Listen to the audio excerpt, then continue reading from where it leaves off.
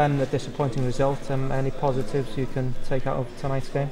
Not really. We were just a bit off it. I think we didn't quite get close enough to them, and especially once that second goal, once they had that penalty, I think it knocked the stuffing out of us and took the game away from us. What have you learned about the squad and about the way Ryan Giggs works as a manager over the past 2 games?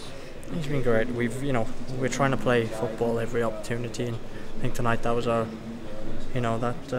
was our shortcoming. Really, we tried to play sometimes where we should have just been a bit more solid. Maybe tried to hit the ball up to Gareth a bit quicker. But look, we learned from this. It's obviously disappointing, but we've got to improve for the next one. Last one, I promise. The youngsters coming through: Ethan Ampadu, Connor Roberts, Chris Meckham, gives hope to the future. 100%. Like tonight was a tough game, and it's one that the whole squad will have to learn about quickly if we want to improve and win the future games. So yeah, we have to look at it as a learning curve and go from there.